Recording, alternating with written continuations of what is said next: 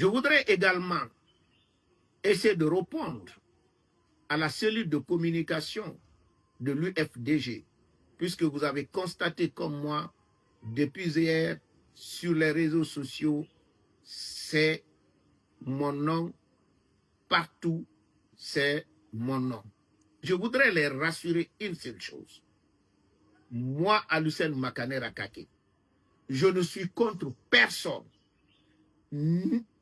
Je suis pour toute la Guinée. Les pro-CNRD, les anti-CNRD.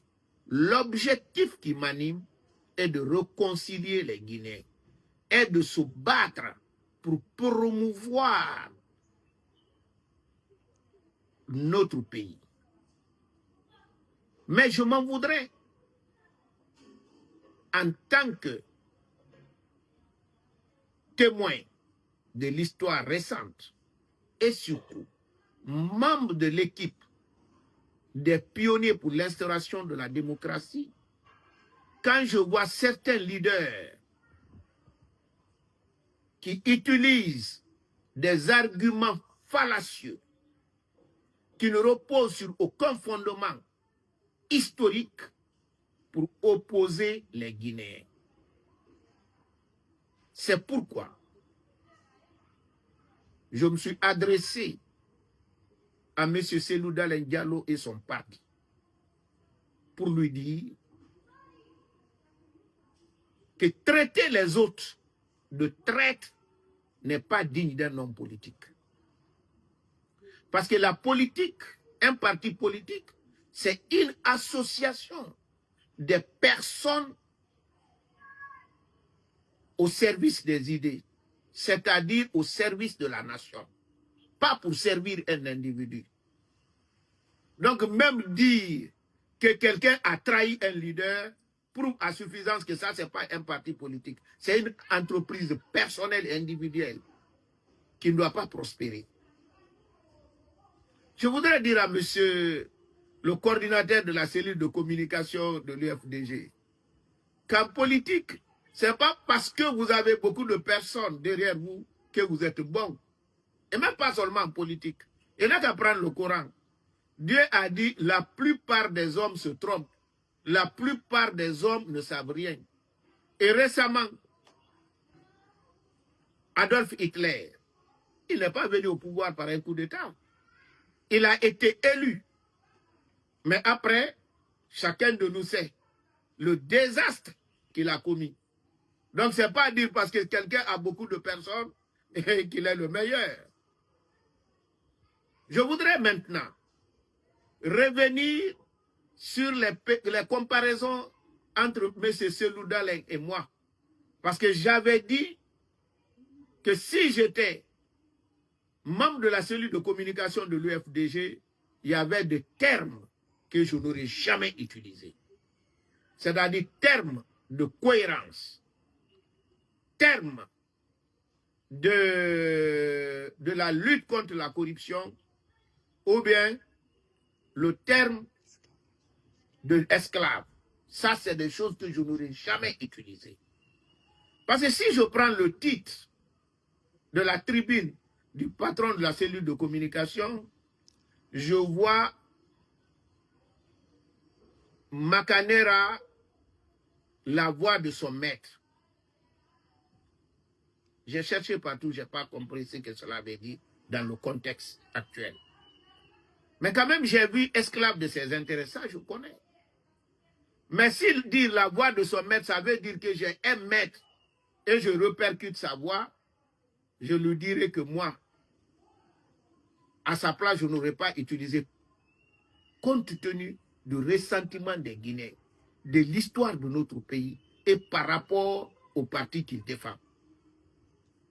Et d'ailleurs, s'il m'a été donné de choisir obligatoirement entre être maître d'esclave ou esclave, je choisirai fièrement d'être esclave que d'être maître d'esclave.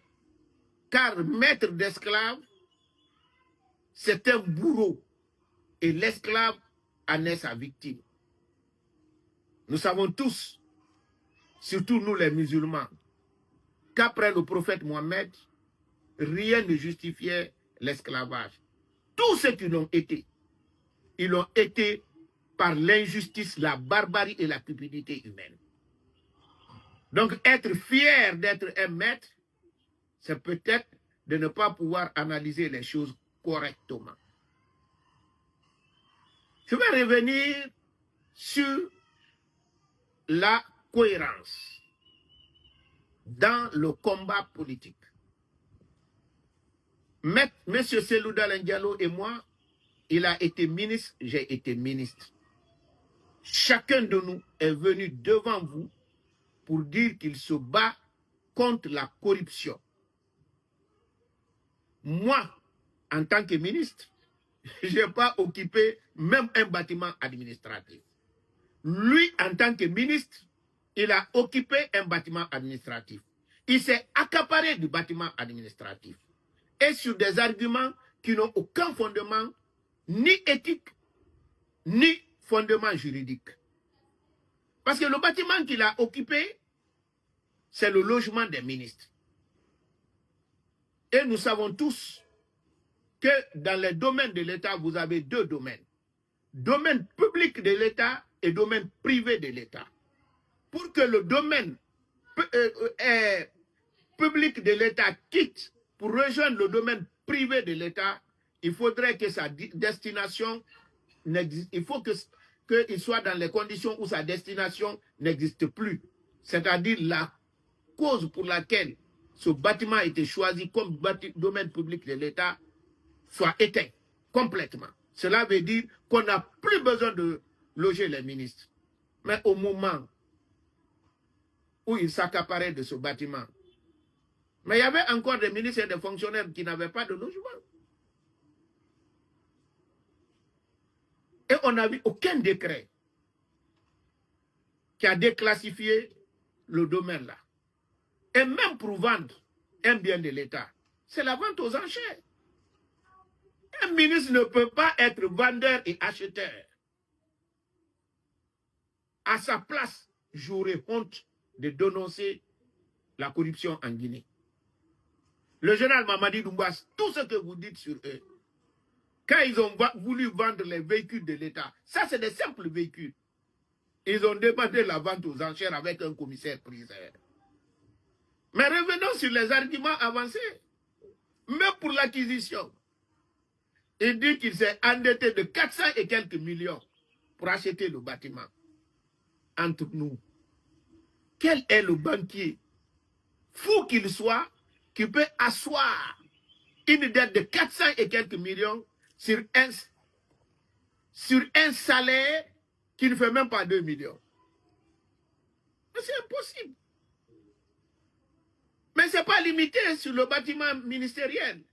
Même à l'abbé, là où il a construit, c'est un domaine de l'État, du ministère de l'Agriculture. Là aussi, j'ai appelé le ministre de l'Agriculture qui m'a vendu le lieu. Et les ministres se vendent, on appelle un ministre un coup de téléphone, vous vendez le bien de l'État entre vous. Toi, tu es fier de dire à un Guinéen que tu luttes contre la corruption. Et on a des gens encore dans ce pays qui croient à ça. Donc, je voudrais rassurer les uns et les autres que moi, je touche du bois. Même mes détracteurs, pour le moment, n'ont pas dénoncé de malversation par rapport à ma gestion. Et les domaines que j'occupe, ce sont les domaines privés et la plupart d'ailleurs que j'ai acquis avant même d'être fonctionnaire. Donc, si on regarde sur ça, je voudrais que le responsable de la cellule de communication, par rapport à ce point précis, cherche à me répondre. Entre moi et son président, qui est plus constant dans la défense des valeurs de la République contre la corruption. Quand je prends dans la constance, leur définition de la constance, Dieu merci, la plupart des acteurs politiques de 90 jusqu'à nos jours vivent. Quand nous étions dans l'opposition pour la lutte pour l'instauration de la démocratie, nous appelions les gens comme Cellou, des cadres qui ont démissionné de leurs responsabilités. Ils étaient trois types. Ceux qui disent qu'ils n'osent pas s'approcher d'un siège de parti politique de l'opposition. Ceux qui disent qu'ils se sont débrouillés avec le premier régime, qu'ils se débrouillent avec le deuxième république et ils se débrouilleront avec la troisième république. Et lui, appartenait au troisième groupe. C'est-à-dire, c'est des gens qui ont plusieurs cartes de membres en attendant sans doute d'exhiber le moment venu la borne. Il appartient au deuxième groupe, c'est-à-dire ceux qui se sont débrouillés. Maintenant, on dit que moi, je ne suis pas constant, mais M. Selouda Lendialo, il a le record en nombre de postes occupés en Guinée pendant 11 ans. Le nombre de postes qu'il a occupés, la durée en fonction, personne ne peut le battre. Mais cela ne l'a pas empêché de prendre la tête du parti de Bamamadou qui a été d'abord son prisonnier. Et Bamamadou, en dépit du combat qu'il a mené contre Selouda Lendialo et Ofuta, il ne s'est pas gêné de prendre Selouda Lendialo pour mettre à la tête. Et pourquoi pas cette population même?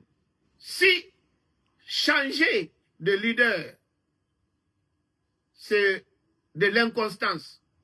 Mais les militants de l'UFDG aujourd'hui, ceux qui m'insultent là, vos pères et vos mères, demandez-les, voter pour qui?